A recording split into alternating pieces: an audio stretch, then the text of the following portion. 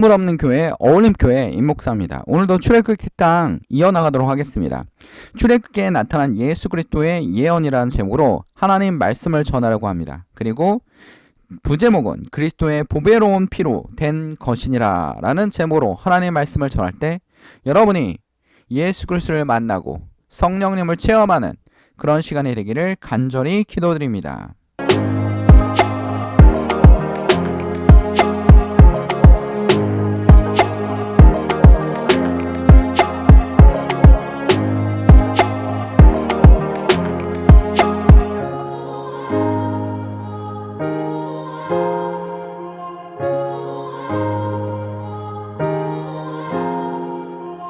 요즘 인기를 끌었던 드라마들이 있습니다. 이 드라마는 뭐였냐면 한 몇 달 전에 인기를 끌었던 재벌집 막내 아들, 그리고 지금 상영하고 있는 내 남편과 결혼해줘 라는 드라마입니다. 저는 TV를 보지 않기 때문에 이 드라마를 뭐 이렇게 날짜에 맞춰 시청하진 않습니다. 왜냐하면 그냥 유튜브로 봐서 요약본만 보았습니다.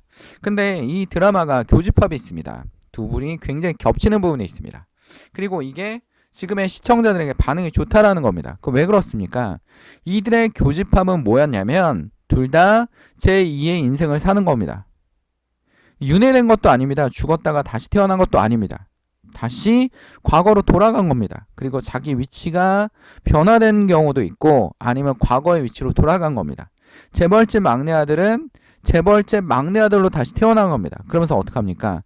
자기를 죽인 사람에 대한 복수를 하는데 이들이 유리한 건 뭐냐면 앞으로 일어날 일을 알고 있다라는 겁니다. 그래서 그거에 맞추어서 행동할 수 있고 이겨나갈 수 있다라는 겁니다. 그러니까 사람들이 이런 생각을 하는 거죠. 지금 현실이 너무 힘들어. 내 남편과 결혼해도 마찬가지 아닙니까? 죽었는데 다시 돌아간 겁니다. 그리고 다시 태어난 겁니다. 그러니까 똑같은 인생을 살고 싶지 않아. 바보 같은 인생을 살고 싶지 않아. 당하면서 살고 싶지 않아.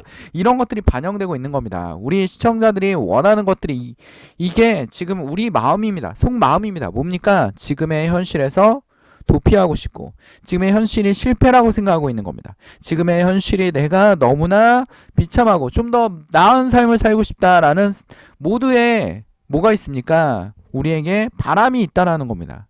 니즈가 있다라는 겁니다. 좀 더 필요한 게 그겁니다. 그거의 니즈를 반영한 드라마가 바로 내 남편과 결혼해줘와 재벌집 막내 아들입니다. 우리 모두 다 지금의 현실에 대해서 힘들어하고 있다라는 겁니다. 절망에 빠져 있다라는 겁니다. 여기서 도피하고 싶다라는 겁니다. 내가 결혼을 잘못했다고 생각하는 사람도 있을 겁니다. 아니면 내가 지금 선택을 잘못해서 이러한 입장에 있다라는 겁니다. 이 회사를 내가 왜 들어왔을까라고 생각하는 사람도 있을 겁니다. 지금 내 현실이 다른 사람보다 못하다는 상대적 박탈감에 빠져있는 사람들도 있을 겁니다. 현실적으로 힘들 수도 있습니다. 분명히 힘듭니다. 그러면서 나는 왜 이럴까라는 겁니다. 근데 만약에 여러분들이 지금 여러분보다 못한 사람들이 행복하게 살고 있다면 여러분 생각 어떻게 바뀌겠습니까? 갑자기 아프리카에 갔는데 정말 가난한 아이들인데도 굉장히 행복하게 삽니다. 그들은 왜 그럴까요? 모두 다 주변이 가난하기 때문입니다. 상대적 박탈감을 느끼지 못하죠. 근데 대한민국은 어떻습니까? 빠르게 발전한 반면 빈부격차는 커지고 그 빈부격차로 인한 갈등이 시작되기 시작한 겁니다. 계층이 만들어지고 돈이 많은 사람들이 자기가 높다라고 생각하죠. 고려시대의 무슨 사회처럼? 아니면 조선시대 사대부 사회처럼 나는 양반이야, 나는 문벌 귀족이야 하면서 계급을 만들어 놓았다라는 겁니다. 그리고 또 어떻게 됩니까? 그 계급에 의해서 다시 이어지는 사회.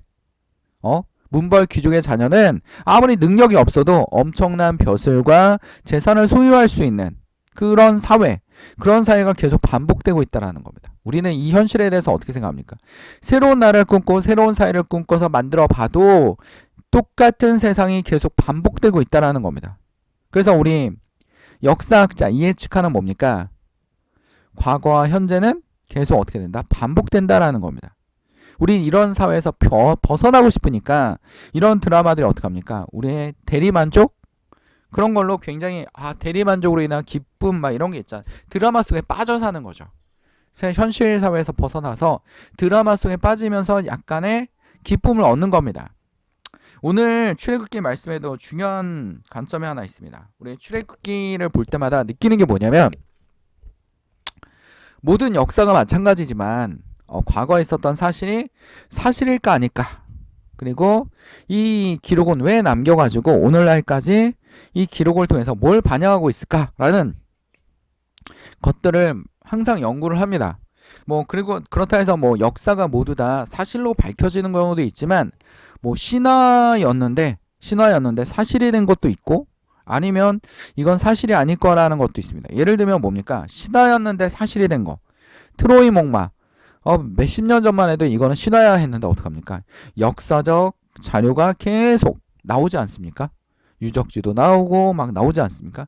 그러면 이게 사실이구나. 근데 약간 아킬레스라는 장군이 워낙 싸움을 잘해서 과장됐을 거야 막 이러면서 이제 역사화 시키고 있는 거죠. 근데 우리가 보면 출애굽기도 굉장히 놀라운 기록입니다. 너무나 오래전 기록인데도 이러한 기록이 있고 그 다음에 법이 굉장히 많이 발전돼 있고 그러니까 고대에는 그러지 못했을 거라고 생각하기 때문에 좀 더 내려와서 법이 만들어졌기 때문에 이 출애굽기는 나중에 기록됐을 거라는 건 우리의 상상입니다. 정확하지도 않습니다. 왜냐하면 이집트라는 나라 한번 봅시다. 이집트 굉장히 발달된 문명을 가지고 있었습니다. 그것도 아주 오래전에. 그러니까 우리나라는 거의 돌도끼 들고 다니고 그 돌도끼로 그 사냥하러 다닐 때 이집트는 피라미드와 그러니까 수학이라든지 그 다음에 의학이라든지 이런 것들이 모두 다 농업기술이라든지 굉장히 발달돼 있었습니다. 건축학, 농업기술 이런 것들이 발달돼 있었고 우리가 1세기 이후에 있었던 로마도 상당히 굉장히 발달되지 않았습니까? 우리는 1세기 때 국가를 형성하냐 마냐 이러면서 이러고 있을 때 거기는 아파트와 콘크리트와 수도교와 정밀한 군사 조직과 이런 것들이 너무나 발전돼 있어서 이게 문명이 시간이 지나면서 계속 발전하느냐라는 문제도 있습니다. 왜냐하면 발전하지 않을 수도 있거든요. 오히려 과거에 만들어 놨던 게 지금까지도 계속 사용되는 몇천 년 동안 계속 사용되는 경우도 있기 때문에 무조건 발전되어 있고 과거에는 굉장히 못했다라고 생각하는 거는 지금의 현대 문명을 살고 있는 우월주의에서 바라보고 있다라는 겁니다. 그러니까 과거에도 우리보다 훨씬 더 나은 삶을 살고 있었던 사람들도 있습니다. 훨씬 더 건강하게 살 수 있었던 사람들도 있기 때문에 오히려 더 발달된 문명입니다. 그런 이집트에서 이스라엘 백성들이 노예였는데 고대 경제는 노예였는데 엄청나게 많은 사람들이 빠져나왔습니다. 놀라운 사건이죠. 그리고 광야에서 40년을 그 무리가 보내다가 가나안 땅에 돌아갔습니다. 여기서 하나님이 전하고자 하는 메시지는 무엇입니까? 이 놀라운 메시지. 우리가 죄악에서 벗어나서 광야를 돌다가 결국 하나님 나라로 들어간다라는 이런 메시지를 작은 요약본을 보여주고 있지 않습니까? 그리고 우리에게 그 메시지를 던지고 있습니다. 만약에 출애굽기가 이집트에서 탈출했는데 여기 주동자가 모세였어 해서 모세만을 드러내는 책이었다면 모세 중심으로 역사가 쓰여졌구나라고 하는데 이 출애굽기가 계속 강조하는 건 무엇입니까? 하나님입니다. 그리고 오늘 24장과 나중에서 나오지만 24장에 계속 메시지를 던지고 있습니다. 이 메시지에 우리가 뭐 할 것이다? 예수 그리스도가 올 것이라는 걸 메시지로 던지고 있습니다. 이 놀라운 문서 속에 나와 있는 겁니다. 우리가 알 거는 뭡니까? 우리가 믿는 거는 오직 예수입니다. 예수를 통해서 하나님 나라에 가는 것입니다. 예수를 통해서 우리는 보배로워질 수도 없고 너무나 연약합니다. 이스라엘 백성 같지 않습니까? 우리의 모습은 항상 이스라엘 백성 같습니다. 우리의 모습이 모세와 같습니까? 우리의 모습이 엘리야와 같습니까? 아니면 엘리사와 같습니까? 우리의 모습은 이스라엘 백성 같습니다. 아니면 이스라엘 백성보다 못한 아합 같을 수도 있습니다. 이세벨 같을 수도 있습니다. 유다 같을 수도 있습니다. 삭개오 같을 수도 있습니다. 우리의 모든 모습입니다. 왜 자신이 꼭 예수님의 제자 중에서 베드로도 유능합니까? 굉장히 무능하지 않았습니까? 근데 예수님은 그를 사용하셨다라는 겁니다. 그런 것처럼 우리의 모습을 투영하고 있습니다. 이 성경에서 말하는 성경은 뭡니까? 하나님에 대한 교과서입니다. 이 성경이 모두 하나님을 대변할 수 있습니까? 아닙니다. 하나님은요, 제 개인적으로 보면 볼수록 뭐냐면 너무 놀랍습니다. 우주를 창조하시고 그 우주를 창조했다는 거에서 지구는 우리가 봤을 때 엄청 큰데 우주에서 지구를 보면 진짜 너무나 작지 않 모래알 같습니다. 모래알. 그 지구에 예수님이 오셨고 그 예수님이 우주를 창조하신 하나님의 아들이라는 겁니다. 그렇게 성경은 설명하고 있습니다. 쉽게 우리가 이해할 수 있도록. 성경은 뭡니까? 교과서입니다. 교과서입니다. 하나님을 말해주고 살아계신 창조주 하나님을 말해주고 있는 교과서입니다. 그 교과서에 오늘 모세의 놀라운 일들이 일어납니다. 모세가 누굴 만납니까? 하나님을 만납니다. 정말 놀랍지 않습니까? 출애굽기 24장 1절에 보면 또 모세가 이르되 너는 아론과 나답과 아비후와 이스라엘 장로 70명과 함께 여호와께로 올라와 멀리서 경배하고. 멀리서 경배하라는 겁니다.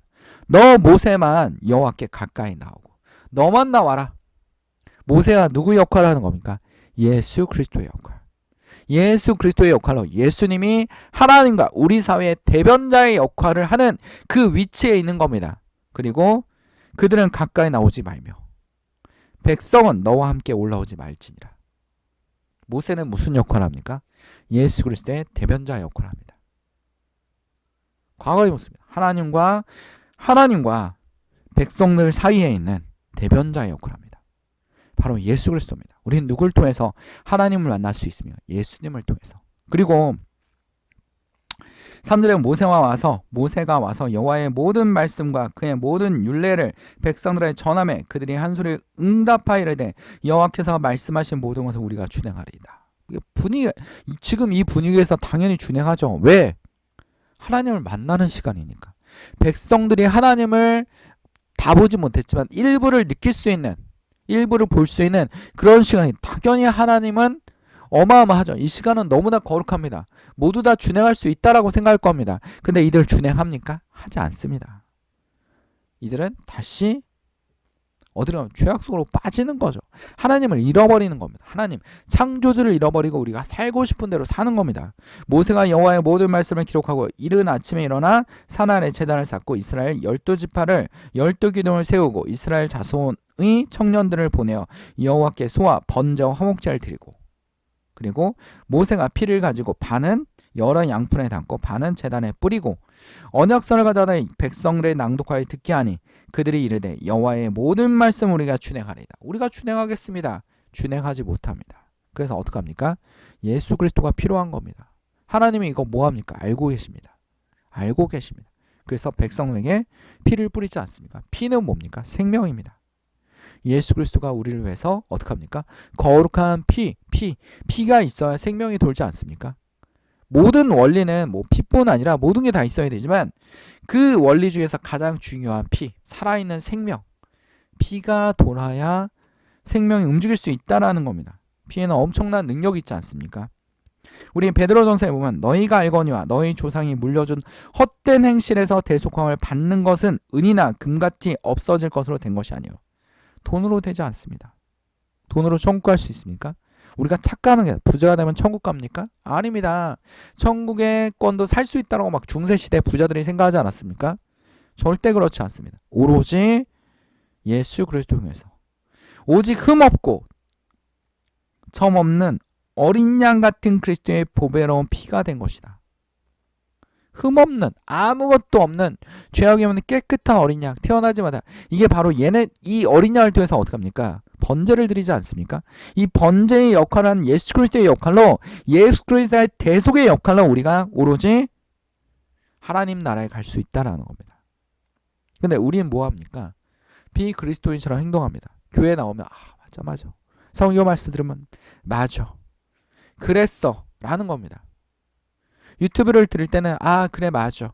듣다 보니까 점점 그리스도인인데도 불구하고 다른 사람들처럼 행동하면 세상에 있는 사람처럼 행동하고 있습니다. 그래도 자기는 천국 갈 거라고 믿고 있는 겁니다. 이런 말도 안 되는 사실 속에서 모든 행실이 하나님과 멀리 떨어져 있는데 천국 갈 거라고 생각하고 있는 겁니다.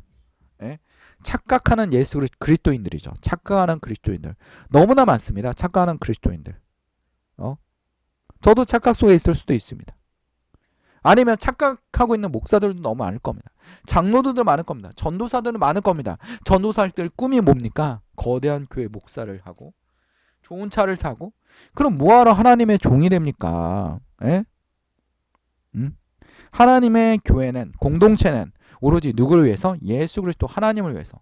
이 어마어마한 힘을 가지고 계신 하나님의 창조주인, 우주의 원리와 지구의 모든 생명의 원리, 그리고 우리가 눈에 보이지 않는 미세한 미생물까지도 만드신 그 하나님의 힘에 의해서 만들어지는 겁니다. 우리가 알고 있는 성경에 나오는 기적은 하나님이 행하시기에는 너무나 간단한 기적 중에 하나일 것이라고 생각됩니다. 정말로 정말 무서우신 분입니다. 두려우신 분입니다. 그러나 그 속에 뭐가 있습니까? 사랑이 있습니다. 나는 너희를 버리지 않겠다는 메시지를 전달하고 계신 겁니다. 근데 우리 뭐 하고 있습니까? 그래 쉽게 돈 벌고 쉽게 나가는 거야. 쉽게 구원을 얻을 수 있어. 자기 혼자 값싼 구원에 빠져서 자기 관점에서 성경을 해석하고 자기 관점에서 그리스도를 전파하고 있고 자기 관점에서 자기 입장에서 생각하고 있는 겁니다. 부자든 가난하든 지식이 많건 지식이 없건 이런 거 아무런 상관이 없습니다. 오로지 뭡니까? 예수 그리스도의 보배로운 피를 믿는 사람만이 하나님 나라에 갈 수 있습니다. 오늘 성경에도 하나님 만났습니다. 율법을 받았습니다. 피를 뿌렸습니다. 그리고 어떻게 합니까?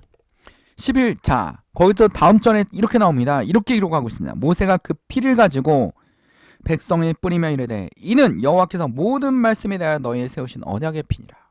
이 피는 누굽니까? 예수 그리스도입니다. 예수 그리스도가 여러분을 위해서 피를 흘리시고 그 피를 통해서 죄를 대신 지셨습니다. 그거에 대해서 하나님은 준비하고 계셨다라는 겁니다. 그리고 어떻게 합니까? 모세와 아론과 나답과 아비후와 이스라엘 장로 70인을 올라가서 이스라엘 하나님을 보니 그 발 아래 천국을 편듯하고 하늘같이 천명하더라. 하나님과 함께 있고 11절에 하나님이 이스라엘 자손의 존귀한 자에게 손을 대지 아니하고 그들은 하나님을 뵙고 먹고 마셨더라. 먹고 마셨더라. 천국에서 우리 뭐 하고 있는 겁니다. 먹고 마셨더라. 예수님도 제자들과 뭐 했습니까? 먹고 마시고 즐겁게 얘기했습니다. 모여서 뭐 하는 겁니까? 먹고 마시는 겁니다. 공동체가 모이면 뭐 합니까? 예배하고 하나님을 경외하고 하나님을 찬양하고 먹고 마시고 즐겁게 시간을 보내는 겁니다. 이 젊은 친구들 모이면 어떻습니까? 너무나 잘 먹고 마시고 놀고 겨울이니까 뭡니까? 썰매 타러 막 산에도 가고 막 이럽니다. 그 산에서 텐트도 치고 그 속에서 뭐 합니까? 먹고 마십니다. 굉장히 즐겁게 보냅니다. 근데 우리는 세상에 있는 사람들은 그냥 거기에는 뭐가 있습니까? 그쵸? 그냥 그 안에는 악한 악이 있습니다. 악이 있을 수 있습니다. 근데 우리는 뭡니까? 그 안에 하나님이 계십니다. 예수 그리스도의 이름으로 모입니다. 예수 그리스도 찬양합니다. 그리고 우리는 먹고 마시고 즐거워합니다. 진정한 기쁨을 얻는 그런 시간이 될 것입니다. 오로지 예수만이 거룩합니다. 예수만이 그 거룩함에 나아갈 수 있습니다. 그 거룩함은 무엇입니까? 하나님이신 겁니다. 우리는 매일 부족해서 의심하는 마음이 듭니다. 하나님 계실까? 안 계신 것 같아. 그 우주 어떻게 설명할 겁니까? 빅뱅 이론, 그 빅뱅 이론도 굉장히 그 성경 같아요. 신화 같아, 신화. 저게 과학이구나라고 할 정도로 의심이 될 정도로. 근데 하나님이 창조하셨습니다. 창조하시고 이 우주는 끝이 없습니다. 그곳에서 우리가 예수 그리스도의 은혜를 입었습니다. 놀라운 일입니다. 이 놀라운 일에 여러분 모두 다 참여하시고 의지하시고 지금 현실이 변화된 다른 저 드라마처럼 다른 생에 다시 태어나서 아니면 다시 과거로 들어가서 다시 오는 게 아니라 지금의 삶이 변화될 수 있도록 예수를 만나는 그런 시간이 될 수 있도록 기도하시길 바랍니다. 오늘 말씀을 기억합시다. 오직 흠없고 점없는 어린 양 같은 그리스도의 보배로운 피로 된 것이라. 모든 것은 뭘로 됩니까? 그리스도의 피로 되는 것입니다. 그 피에는 뭐가 있어요? 생명이 있습니다. 그 피에는 뭐가 있습니까? 구원이 있습니다. 그 피에는 뭐가 있습니까? 하나님의 말씀이 있습니다. 우리는 말씀과 기도로 무장하는 주의 성도들이 되기를 간절히 기도드립니다. 기도하겠습니다. 사랑 안에 충만하신 하나님 아버지, 오늘도 주님의 은혜가 우리 가운데 임하게 하시고 하나님의 성령이 우리 가운데 내려와 주시옵소서. 하나님의 은혜가 우리 마음을 변화시키고 우리 마음의 죄악들을 내려놓게 하시고 하나님의 놀라우신 은총이 우리 가운데 임하게 하여 주시옵소서. 주의 성령이 우리를 감싸 주시옵소서. 모든 것을 주님께 맡깁니다. 주님께 기도합니다. 주의 말씀으로 무장하게 하여 주시옵소서. 어두운 세력들이 물러나게 하시고 우리 마음속에 두려움과 걱정과 연약함을 내려놓게 하여 주시옵소서. 주를 의지하게 하옵소서. 예수 그리스도를 의지하게 하여 주시옵소서. 모든 걸 주님께 맡겨오며 우리를 사랑하시는 예수 그리스도의 이름으로 기도드립니다. 아멘. 하나님께 영광의 박수를 올립니다. 건물 없는 교회, 어울림교회입니다. 그리스도의 은혜가 여러분에게 충만하기를 기도드립니다. 아멘.